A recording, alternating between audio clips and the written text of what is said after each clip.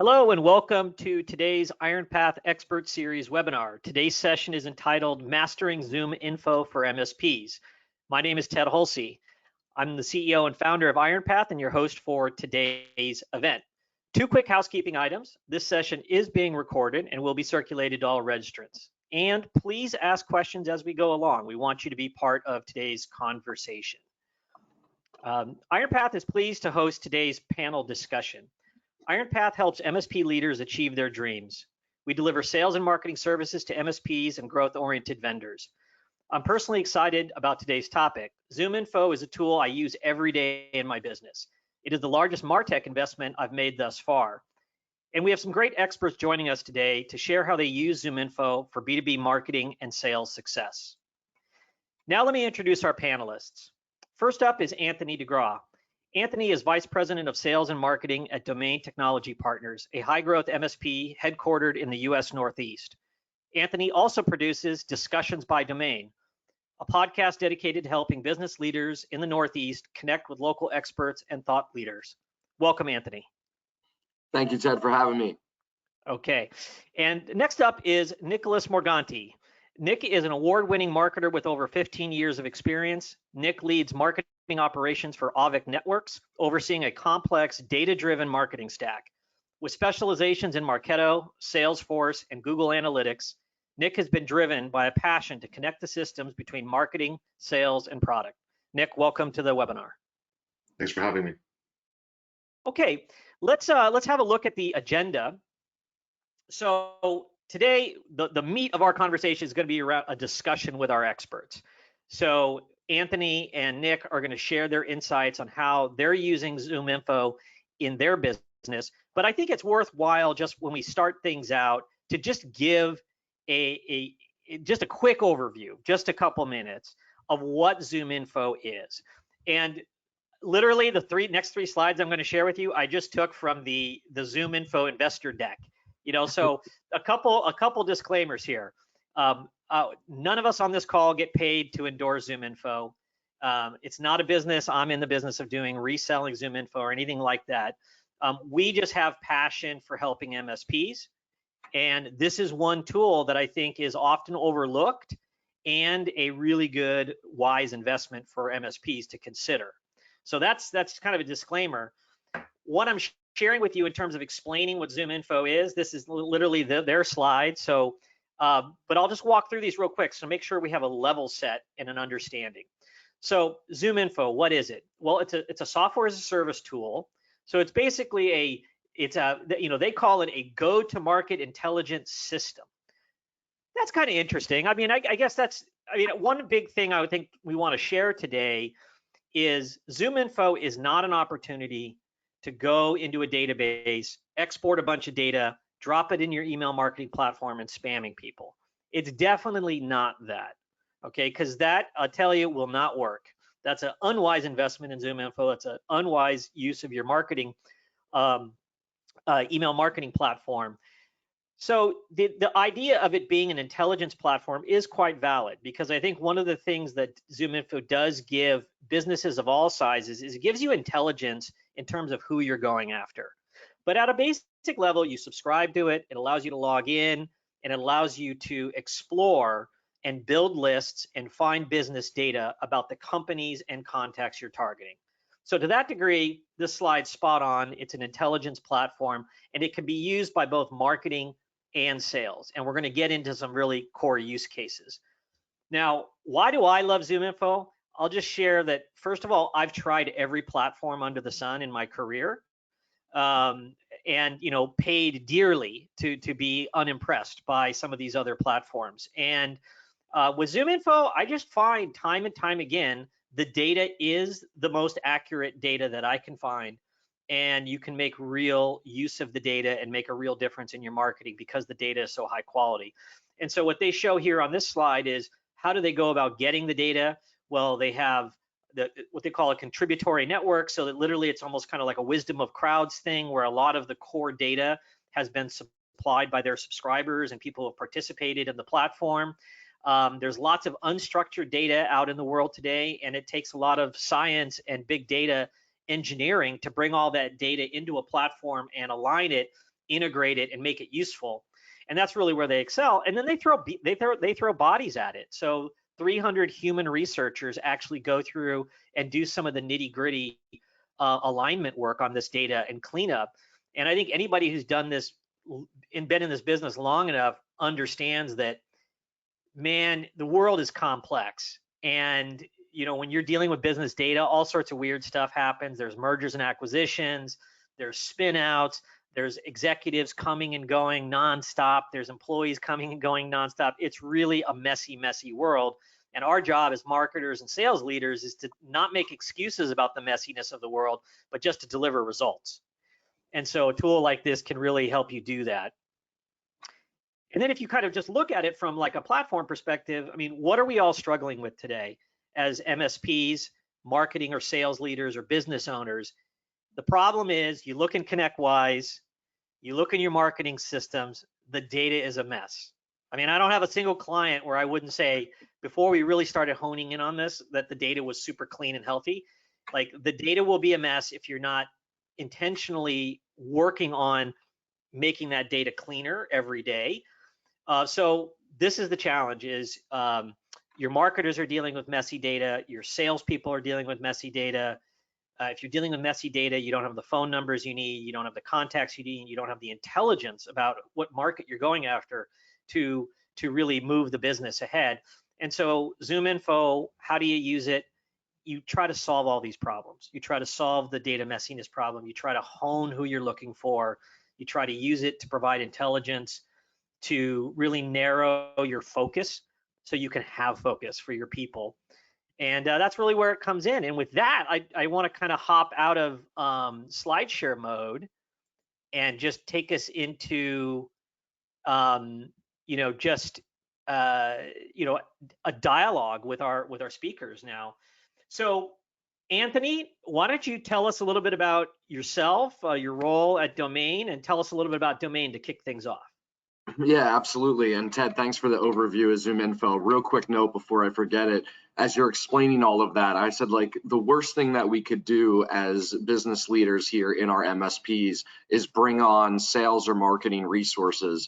And the first thing they have to do on the first day of their job is try and figure out all the data, where it is, what it means. So I love that you pointed that out. And that was the first thing that I was thinking about through there. So yeah, Domain Technology Partners started as Domain Computer Services back in 1997 out of Princeton, New Jersey. We recently merged with an organization back last year in July called Tier 1 Technology Partners out of Owings Mills, Maryland, northwest of Baltimore. So we currently service from Washington, D.C. up through New York City. And we have a fully sophisticated sales and marketing team built out from a hunter-farmer perspective, as well as a full-blown marketing team. Along that path, we went down the platform path last year as well. We went out and partnered up with private equity. And since then, we've been doing a couple of acquisitions.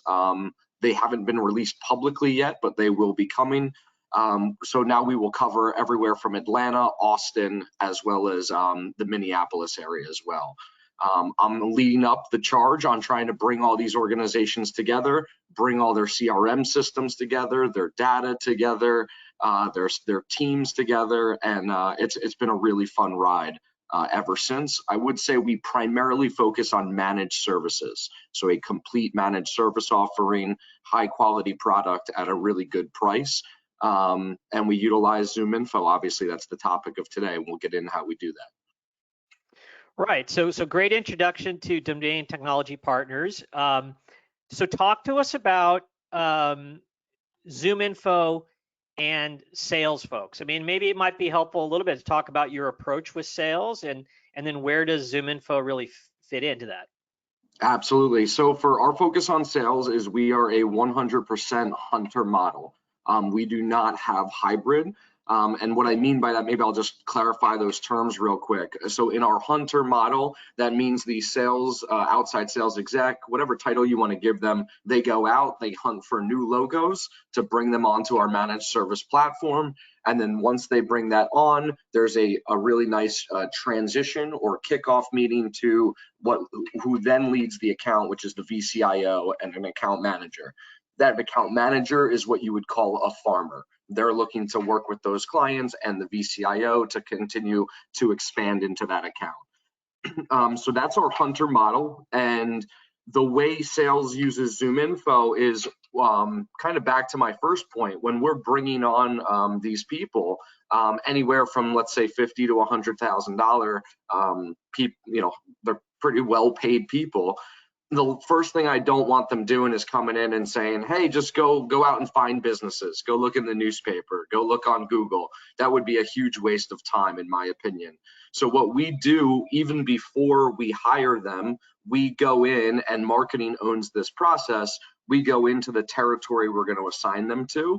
We have our firmographics of our target market, professional service firms, 30 to 70 employees in these different geographies, that we then go and build out those accounts for them. So our marketing team sets them up. We use HubSpot as our CRM.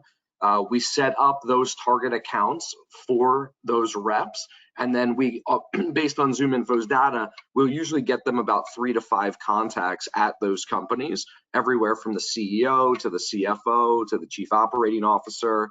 Maybe there's somebody in IT. And marketing will land those accounts, put them in our CRM system. That way, on day one, when that hunter comes to our organization, now they're focused on learning our process, learning our offering. And by the way, here's accounts that you can go after today that ZoomInfo just verified within the last 3 months, 6 months, all this contact data. Now, what's really unique about what you're doing is it's very different than what most MSPs are out there doing today. I mean, even when they're, somebody hires somebody in, what I often see is they'll say, hey, new salesperson, we've trained you, you're ready to go hunt. Here's 7,000 records for you to go contact. Why might that be a bad idea? And is more more, or is more less? Talk to us a little bit about your thinking there. Yeah, and this is, I'm going to kind of point back to you, Ted, on this, and even Nick, right, from the marketing side of the house, right? If you don't define there's no way you can tell me that there's 7,000 businesses. I mean, probably there are 7,000 businesses that fit your target market. But if you're a true managed service provider and need to get on site to your clients, you're usually looking within 20 to 40 miles of your office is probably preferred. There's no way that if you really have zeroed in on the marketing and sales side of who you want to be your best customers, there's not 7,000 of them. For us, as we expand nationally, yes, but if you're really trying to get this off the ground, then no. More is too much. Salespeople need a very defined list, clear, of what is our value prop. What value prop does that serve really well, or who does it serve really well? And then what service offering are we going to give them? Right now, we're working on consolidating. As you guys know, there's huge tech stacks in place. You could sell probably 7,000 cybersecurity different vendors. It's just too much for salespeople to think about. So yeah, we zero in, we try to bring that box in. Now, obviously, people are going to come with their own networks and people they've worked with in the past. They may have accounts that they already know of that's not in that list, but we use that as a starting point to really focus them in and say, these accounts based on our target market, our target fit, are going to be perfect for you to go start working today, and you can follow this process. Right, and I think just to kind of share, and Nick, feel free to jump in any time with comments on any of these points. So, in my experience, yeah, I mean, I when I was with eFolder, I had a business development team, a 15-person BDR team, and what I experienced is that if you gave reps, thousands of records each, it was more paralyzing than empowering. I mean, because it kind of reveals your hand a little bit. If you're swimming in that much data, it means the marketing team or the leadership team or the sales management team hasn't done enough homework to really crystallize who it is you're really trying to go after and what they look like. And then you're basically putting the entire burden on those business development reps to go out and do the dirty work of banging on a lot of wrong doors. And so, but to bring it back to ZoomInfo, if you have a really well-defined ideal client profile and it's well-defined, it's crisp, you can really get down to, a couple 100 accounts, 100 or 200 accounts, and with a couple key contacts from each, and that data is going to be good when you hand it off to the reps. And I think there's an important point to make too, which is that ZoomInfo's database is, hundreds of millions of records, but there are hundreds of data points for each of those records, and too much, like if you were to bring in 7,000 accounts into a database and say, we're going to work through these over like a couple year period, it might be manageable for some teams, but if you bring in every single data point, it would just become so monumental to try and understand and grasp what that means, because with ZoomInfo, it's not just this is the account name and this is the city that they're in and how many employees. It gets really deep, and you can start chasing data that may actually not be as relevant as you think it is, and some other data points that you might miss because you're focusing on the wrong data. And that's a really important thing about ZoomInfo, is understanding what it is that what really matters to your organization. Where do you want to? What is it that you're looking to get out of it? And that really helps cement whether or not ZoomInfo is the right tool for you, because that's how we came to that conclusion, which was we're missing some data in our database, and can ZoomInfo help to augment that? And it did, and it had a very good match rate for our database, and that was a qualifier for us to say ZoomInfo was right. But it also is overwhelming because it's, there's this data point. I'd love to be able to use that data point, and it's like, yeah, but so what? What are we going to actually do with it? Do we have a program? Do we have resources to build, campaigns around that data point?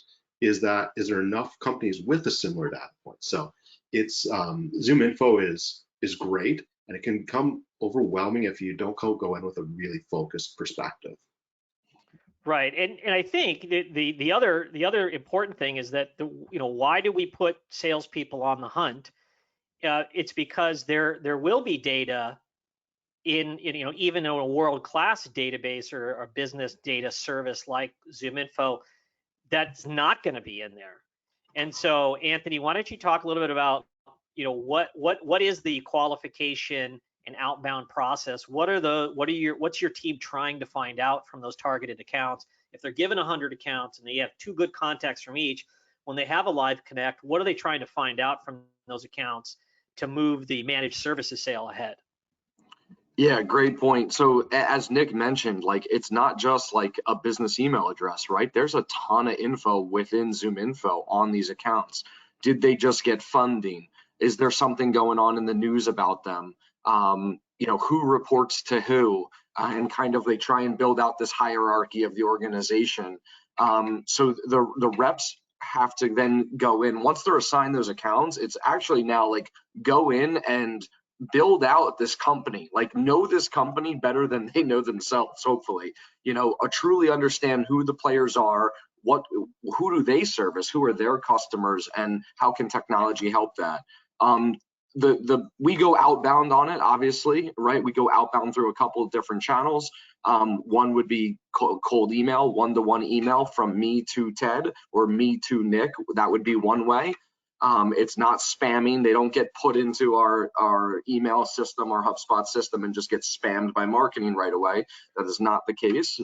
It's for me to be able to go one-to-one to you. The next method is the phone, right? And phone rates and pickups. You can see this all across LinkedIn whenever you go on there, is like, how successful is cold calling? What should cold calling be used for? But we do utilize that. They do have a lot of direct dials, so you don't even have to get stuck in phone trees, which is pretty cool and saves people time.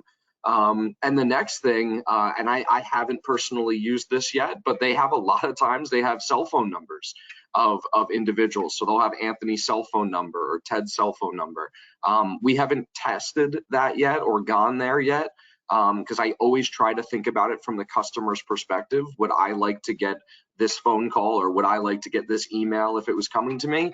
Right now, I'm not there yet, but it is interesting with the pandemic and that move on. I have seen companies successfully use cell phone numbers.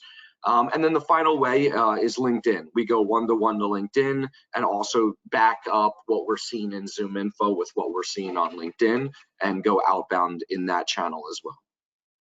You know, you mentioned LinkedIn. I just maybe want to share a little quick use case I just explored. I mean, I think one of the interesting things about ZoomInfo is what you don't get.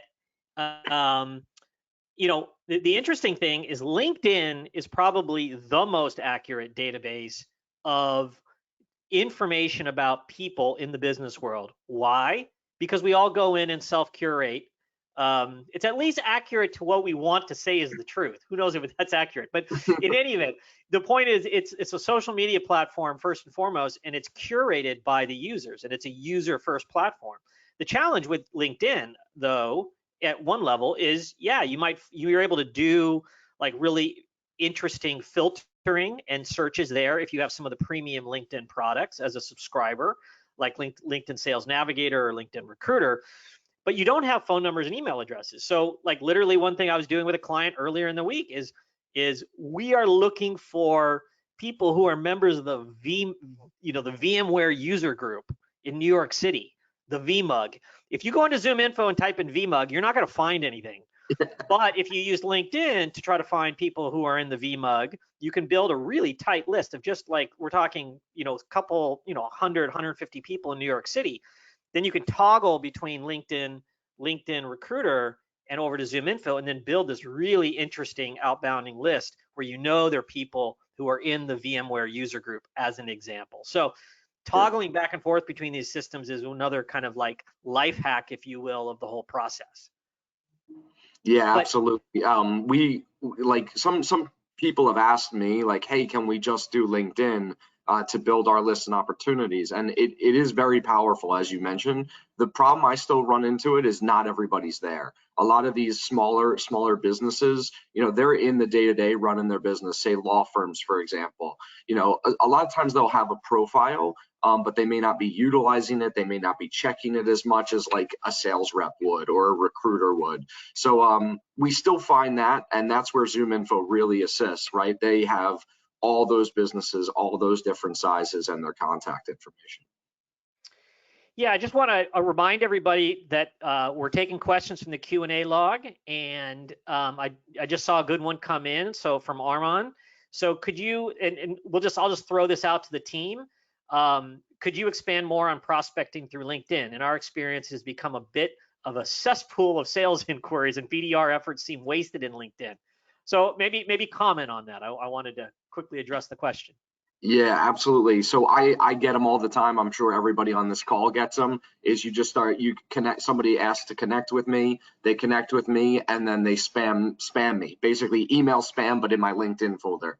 And right away, I don't answer, I don't do anything. So the way we teach our people to prospect on LinkedIn is actually, I wouldn't even call it prospecting. It's go connect with these accounts and don't say anything. Don't hit them in the inbox.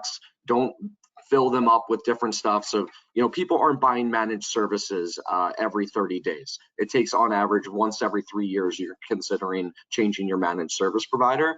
So our thing is all about education. And that's where it ties into Nick and Ted's world, which is the marketing side.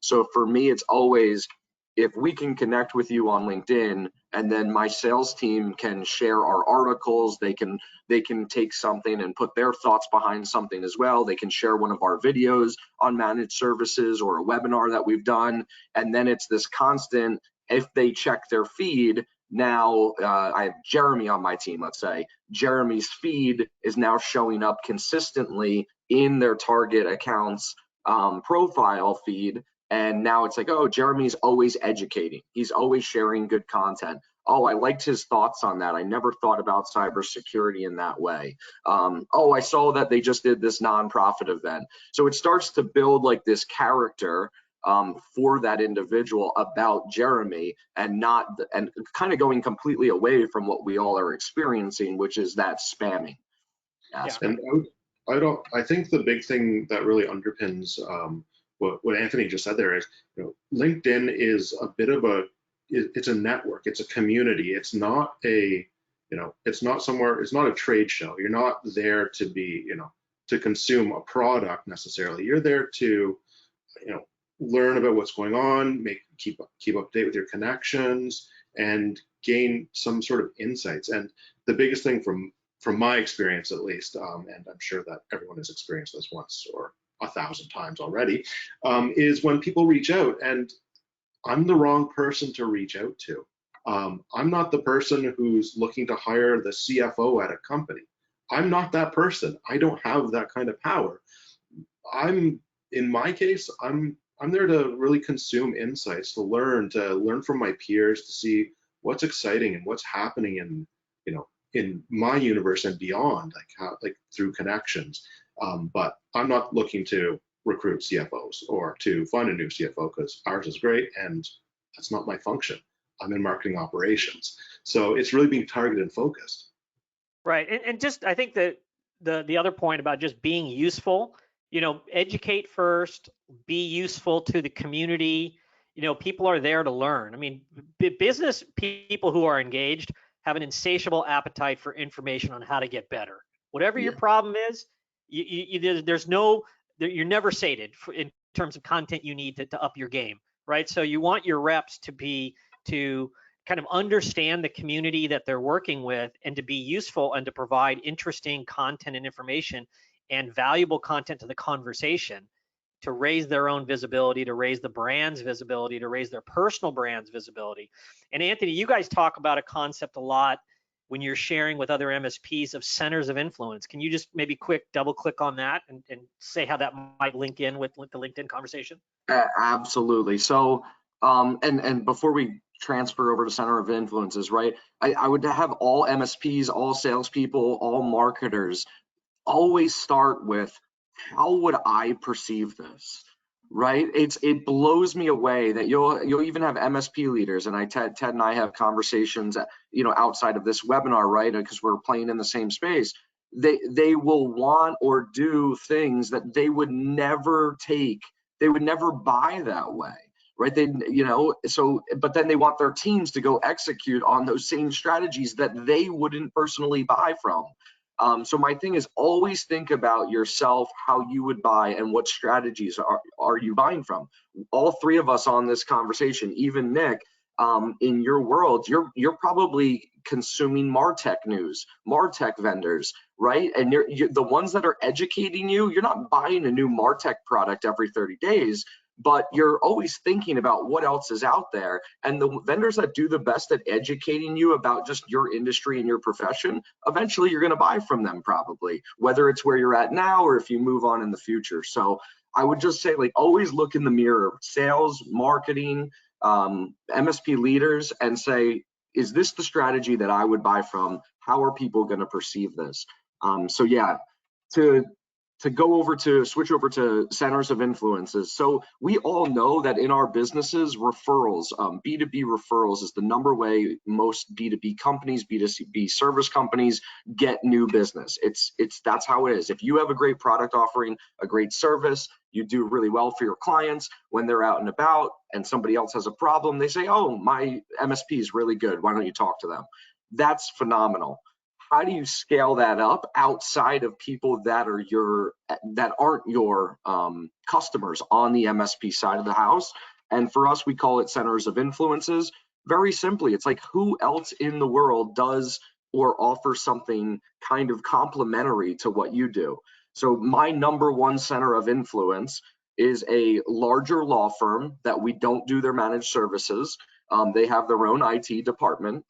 And anyway, one of the partners there does cybersecurity as a practice, and they're working with customers all over the country. And when a breach happens or a privacy incident happens, we're the first ones that get called, because there's been a trust, there's been a relationship built there. Other ones, marketing agencies, actually are really good for us. There's a lot of tech that needs to go on, websites that need to be created and all that. Those marketing agencies will refer business over to us to help out on the technical side.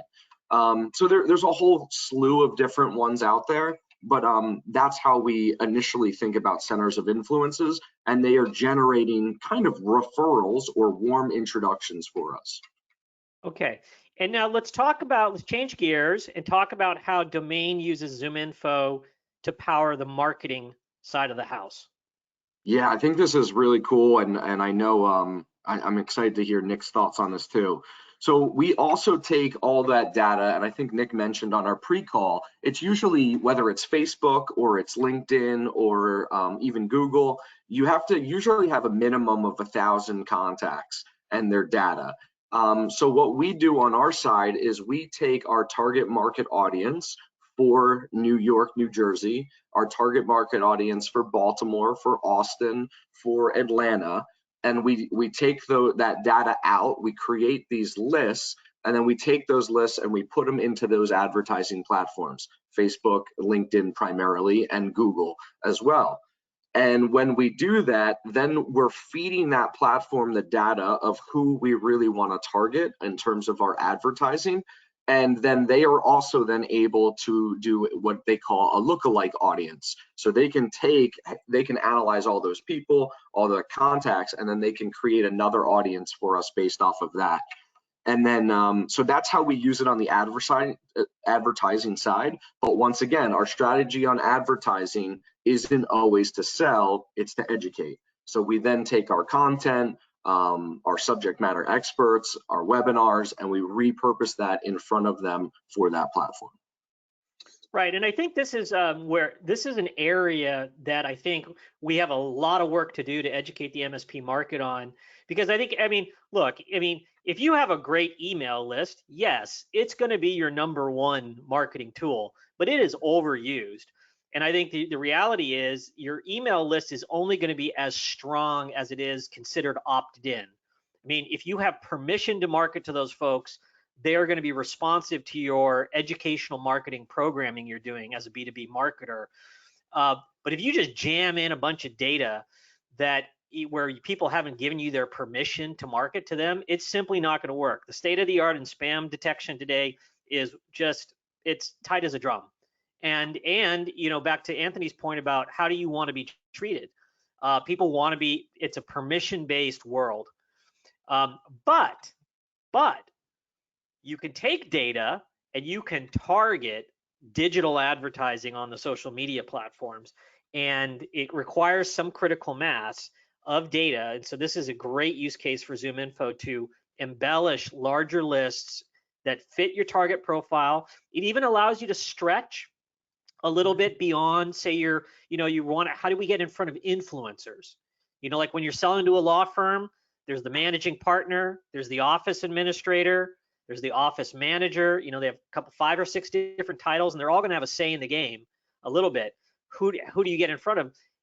By using ZoomInfo, enlarging those lists, and then using them on LinkedIn and Facebook and Google and other advertising platforms, you can get your brand name and your content communication in front of more eyeballs, and it's the right eyeballs. And so you're doing much more targeted promotion without going to the spam game. So killer app, I would say, for why you want to be using ZoomInfo. But Nick, why don't we change gears and talk a little bit about Avik, and why don't you take a moment, talk about yourself and your role and Avik itself. Yeah, and that's your last point. I'm gonna jump on that in a little bit, because it's really important to understand the difference between contacts and ZoomInfo and an ad platform and your marketing platform, and where it sounds almost counterintuitive, but I'll explain that in just a few seconds here. So my name is Nick Morganti. I've been at Avik for 3.5 years now.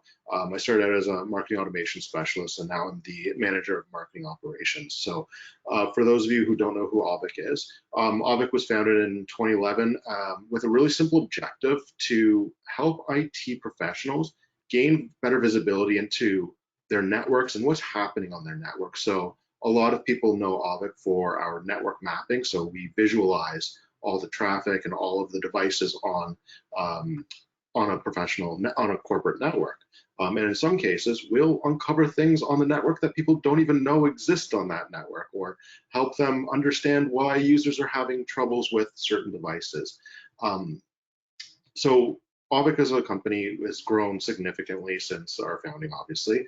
We've grown to about 200 people. We're spread across North America and into Europe as well.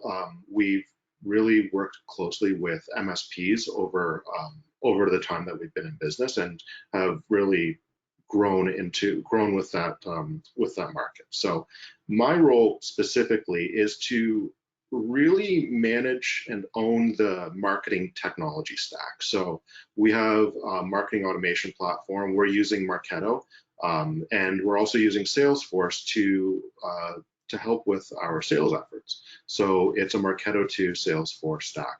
And we have a whole bunch of other tools that kind of splinter off of both of those platforms. So we've got inside sales tools, we have ZoomInfo, obviously. And my job is to really manage those integrations. So the way that we use ZoomInfo, similar to what Anthony had described with the advertising, the augmenting our lists for ad platforms, we own ZoomInfo from the marketing side as opposed from the sales side, which in some cases is a little bit out of the ordinary for ZoomInfo. And what I mean by that is we actually struggled with ZoomInfo in the beginning, and it's important to know that from a marketing perspective, we have a different use case than from a sales perspective, and we were struggling with using interface and getting some value out of it. So what was really helpful for us is to speak with our ZoomInfo rep and kind of outline what we would love to have from ZoomInfo. And to ZoomInfo's credit, they were really responsive and they were really helpful because they've seen everything. They've been around for a long time. Our use cases we thought were maybe too unique, but they said, okay, we have a solution for you. And what we ended up coming to a conclusion on is we're going to actually license the data through an API model. So we aren't using the dialogue. We aren't using the user interface, the dashboards, all of that reporting. We're using an API connection. And the way that we do it, the way we leverage ZoomInfo is when a form field comes into our system, it goes to Marketo. And when it's inside Marketo, we hit an API out to ZoomInfo, and we get the necessary data back from ZoomInfo for that particular account. And it's really important to note that there's a lot of legislations out there. There's GDPR, there's CASL. We are a Canadian company, so we do have to obviously abide by all these different regulations. There's the California Protection Acts. There's more that are coming, and it's just going to become more and more. Privacy is going to become even more prevalent than it is today, as Ted mentioned earlier. And we're really conscious of that at Auvik. We're really cautious about how we use that data and what data we collect back, especially from the EU, with regards to GDPR. So what we do is we hit the API for ZoomInfo, we get some data back, and we know what fields we really need to prioritize and what fields we really need. And based on the data that we get back, it helps us with the efficiency of our sales process by routing certain types of companies to certain sales reps, or to go to reps who service certain segments of the market or to certain regions of the world. And that really helps us to build stronger and more reliable processes from the marketing side. And it also helps us to complete our database. And what I mean by that is we were founded in 2011. So the needs of a company that first started from a data perspective might have been really, really small, but now that we've matured and now that we have more mature sales processes, we need to have different data to supplement that process. And the more complete that our database can be, the better we can identify who is in our database, and not just the name and the location, but what makes that company unique. Is it because it's got these certain firmographic profiles? And for anyone who isn't familiar with the term firmographic, that's just firmographic profiling just means what are the data points that are specific to the company as opposed to an individual. And what we can do is we can now fill the gaps in our data. And we've done that a lot. We've done a lot of data augmentation over the last year to really fill in those data points that are really important to us now, that are going to help us grow as a company. And to Ted's point about the ideal customer profile, we have an idea, or some people may have ideas inside the company of who that ideal customer is. But is that really what the data is telling us? Is it really what we think it is, or is it maybe something completely different, but it's showing a pattern? And that's a big part. So that's how we really leverage ZoomInfo today. And to the earlier point about the ad platforms and the contacts, one thing that's really important to note is you do have contact and account data in ZoomInfo, but a lot of these marketing platforms are very much against you bringing in bringing in lists that are not opted in. And that's really, really critical to understand, because you can bring all these contacts in, but they're not opted in, and then you create a spammy list. While the ad platforms, that's not, they've got a slightly different use case with that data. They look for similar data. They don't use that data necessarily in a spammy way. So it's really important, and like we can all probably say that, you know, the integrity of the data is front and foremost with this type of a tool. Yeah, and I guess I want to make a comment. You know, I think to be frank, you know, Nick's use case is maybe more of like a PhD in ZoomInfo. I mean, they're querying the database via an API. So I don't want people to feel overwhelmed on the call today. I mean, if you're not using this tool at all today as an MSP, you know, think about this in terms of a crawl, walk, run type approach. But I think one of the things that Nick shared, which is really important to understand, is as marketers and sales leaders, we always struggle with like this form we want people to fill out. You know, we really want a lot of really juicy information about somebody because we want to know what to do, you know, as a next step with this person. And it's always a struggle. And you guys have all been in the meetings where these debates have happened. And, you know, there's always the tug of war. Do we ask for more information or less information? The reality is, if you subscribe to a data platform that can help you augment that data, you can be really judicious and just try to get the basic information you need to know about somebody to be able to connect them to a richer contact profile or account profile from ZoomInfo. So yeah, that's a really good point. Really good point. We've been in those meetings. The sales reps want more info. They want the phone number, the company name, the business email address, all of that. And because of ZoomInfo, we just ask for email. It's literally the only thing we need. And we can then take that, the rep takes that actually, and this happens every day. We get one of our forms or a quote comes in, and they just take it and they go right over to ZoomInfo and they check the whole company out, and they can get whatever they want there. Yeah, and right. Oftentimes when the form is, when the one thing that we've gone through those exact same meetings, and we always have those back and forths on it. And the one thing that I would say is, what are we going to do with that information on the form? Is it a nice to have, or is this just to facilitate our back end process? Like, if it's just to facilitate our process and to make our lives easier, is it making our our visitors' life harder? If that's the case, it doesn't go on the form, because, and to Anthony's point earlier, like, think about it from a customer perspective. Does it make their life easier to fill in that field, or does it make it more difficult, or is that really information they want to give up right now? Like, that's the other thing, is, are they that invested to give it right. up? And are they your data entry specialist where they're having to put their entire profile in this form? I mean, it's probably, you know, to Anthony's point, it's more judicious to get the bare minimum of what you need, which is usually a corporate email address, and ask them something interesting about the things they're struggling with. I mean, if you're doing a webinar, ask for email address and maybe name, and like, hey, ask one question that's kind of qualitative. I mean, use the opportunity to capture a piece of information that you're not going to be able to find in ZoomInfo, where you ask them like, hey, well, what are you struggling with in terms of managing your email marketing platform or whatever it is, and get something that's going to give you some real insights into what's going on with their world.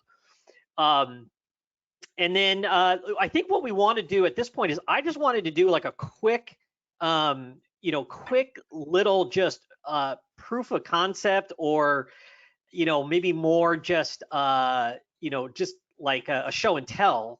But let me try to grab the right screen here.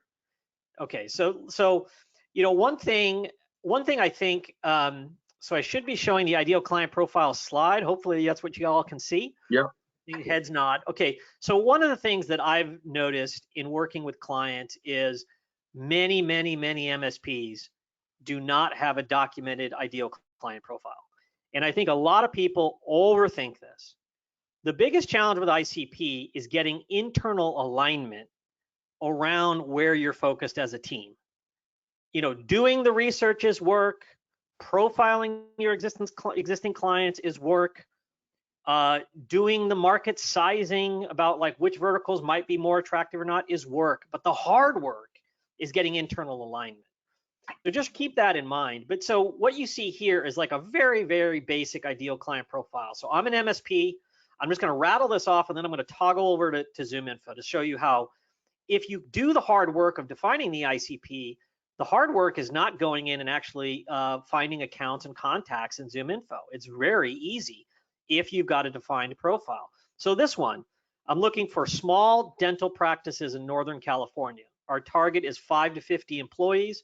We're looking for, because we're vertically focused, we're going to cast a wider geographic net than most MSPs normally do, which is what you want to do when you're going vertical. So we're going to go 250 miles from San Francisco. We're looking for 5K a month MRR deals, which has an ARR value of 60K. We're looking for the core technologies they're using are dental practice management applications like Dentrix and the Windows stack and Microsoft 365. Okay, and we know that we're looking for people who have compliance issues, primarily HIPAA. Okay, so that's who we're looking for. Sounds pretty well defined. I'll tell you, most MSPs today, if you just ran into them at a cocktail hour and said, tell me 3 or 4 things about your ICP, most people would fumble the ball. Because, we're all run businesses and we all go through a maturity level, and there's always that moment where like any revenue is good revenue.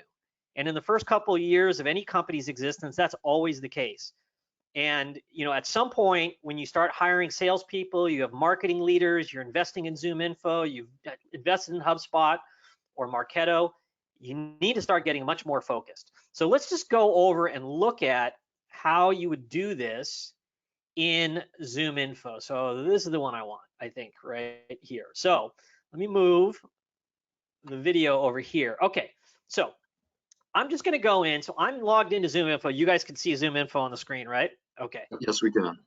All right. So I'm going to go in and I'm going to do a company search. And if we ran out of time, I have this saved. But well, lo and behold, there you go.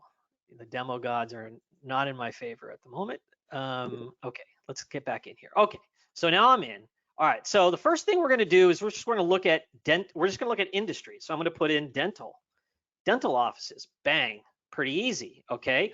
Next thing I'm going to do is I'm going to look at company attributes. Okay, I'm going to go headcount. So we talked about headcount. We said 5 to 50. Okay. So I just point this out. First of all, there's 35,000 dental offices in the United States.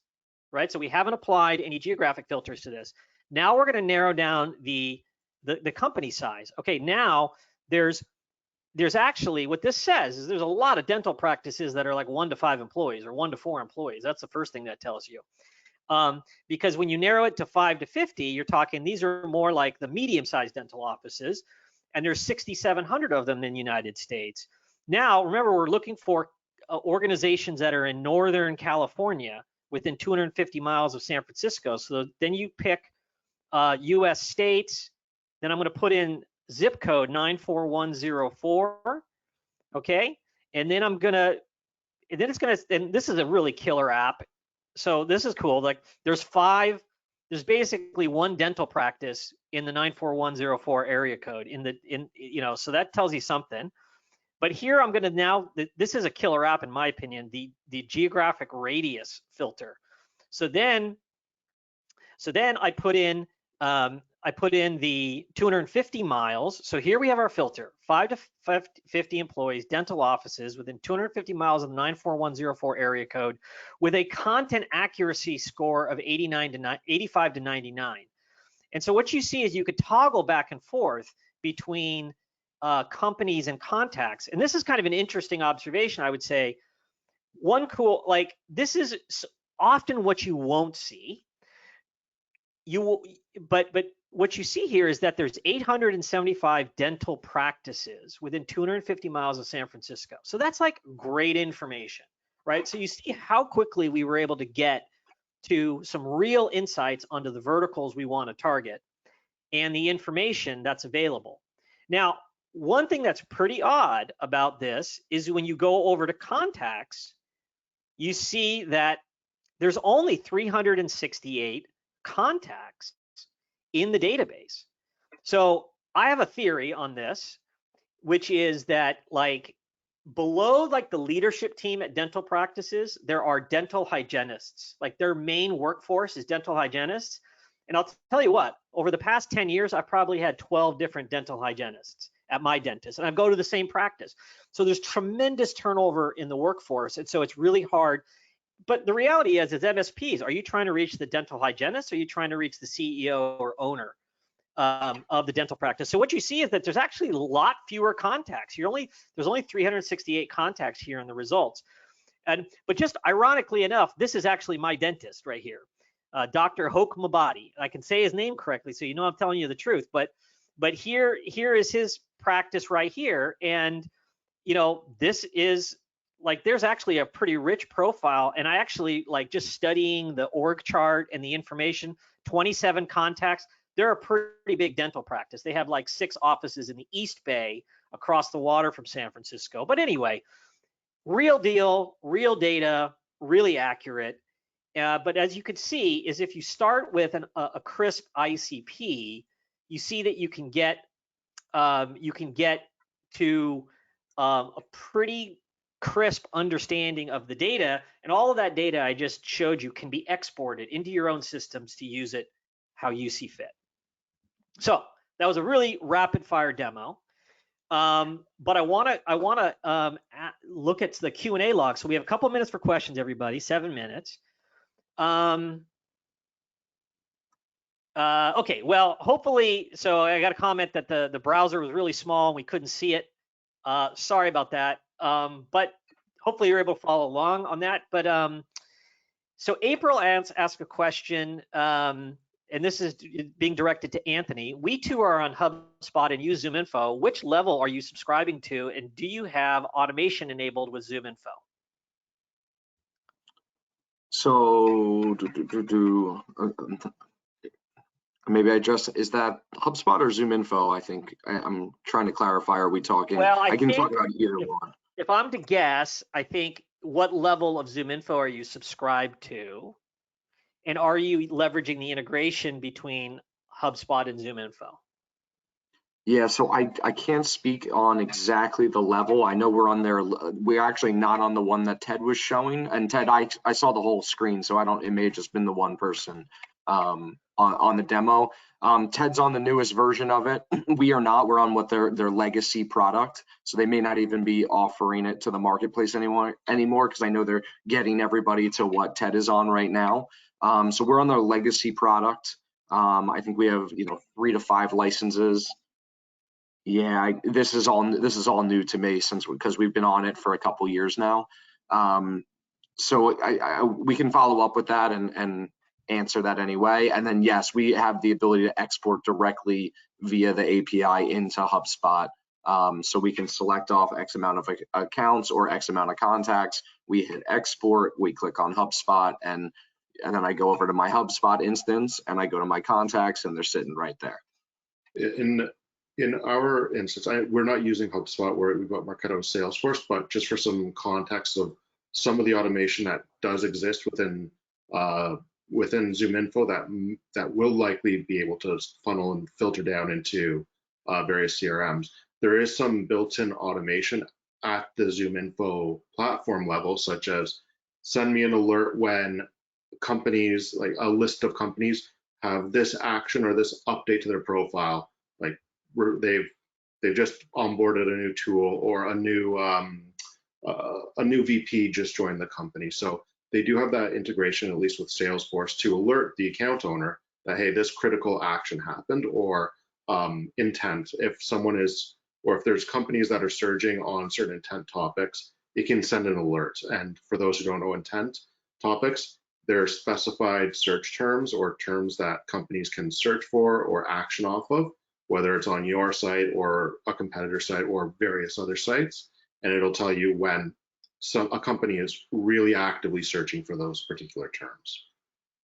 Yeah, and I guess I'll just comment on, licensing levels. I've just did a quick, I just went through my renewal a couple months back, and I looked pretty closely at advanced. So I'm on professional.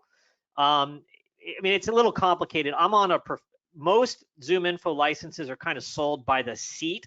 They're really looking for, hey, I want to sell this organization 5 seats because they have 4 salespeople and 1 marketer, and that's kind of the model. There's a different model where you only need 1 seat, but you need tens of thousands of records, and that's kind of more what I'm on. But in any event, the difference between professional and advanced, I would argue that most MSPs don't need advanced and elite, because you're primarily selling into small and medium business organizations. Your personas are usually 2. Like there's usually either kind of an office admin or CFO type or CEO. It's kind of 1 C level, and kind of office admin or ops are kind of like your key personas. You don't really have really complex, in most cases with companies with 40 to 100 employees, you don't have really complex org charts. So a lot of the stuff you'll find in advanced and elite might not be what you need. It's really, are you getting the best deal you possibly can on the professional package, and are you maximizing the value? So that's kind of a comment just on kind of pricing, packaging. And then, I would say that the HubSpot implementation, or the HubSpot integration, I would say that like the biggest use case there is like when you allow your reps to actually go into ZoomInfo, just being able to augment and add key contacts without a lot of messy admin work is killer. Like to me, the killer app is you're in ZoomInfo, you decide, well, this is really the title we're looking for at the dental practices.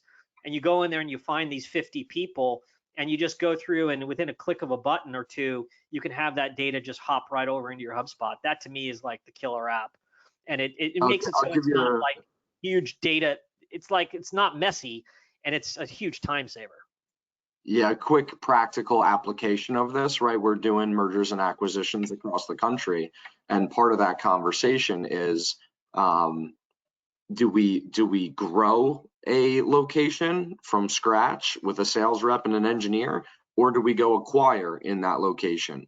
So just this past week, we cover Philadelphia, or we can get to Philadelphia, but we primarily don't traditionally play too much in Philadelphia. But there's almost no reason for us to go acquire something there, because we already have a Princeton office that can easily serve that customer base. So I tasked my reps with going out and building a database of Philadelphia-based ICP clients for us, and they're going to start to go to market. So it's kind of that we're going through that build or acquire conversation, and this tool allows us to quickly say, like, no, I can go target them and market to them and start to build out that territory without having to acquire somebody in that location. Well, and I think you underscore like one of the killer apps of ZoomInfo is it's really like it's like a market intelligence tool. Turning those reps loose is you're doing a heck of a lot of experimentation. You're swimming through the data, you're swimming through your lived experience as an organization, and you're fumbling your way, but you're fumbling your way with the best tool on the market to get the best insights on what you need to go do in that particular market. And then you discover, well, that was very valuable because we're now light years ahead of where we were before we started this process. And, Yep. and it's really the power of the data. It's a data-driven fumble, effectively, as opposed to an opinion-based or just a hypothetical situation. Yeah, yeah. Okay, well, I think we are out of time. I want to thank our speakers, Nick Morganti from Avic Networks, Anthony DeGraw from Domain Technology Partners. Gentlemen, thank you for bringing such great insight and wisdom to today's call. Thank you for sharing in a generous sort of way. We really appreciate it. And with that, for all of the audience who joined us, your questions, your engagement, we really appreciate it. Hopefully you got a lot of value out of today's session. The session will be recorded, posted on the Ironpath YouTube channel, and we look forward to seeing everybody on next month's Ironpath Expert Series webinar. Take care, everybody. Have a nice holiday weekend. Thank Take you. care. Thanks. Bye-bye.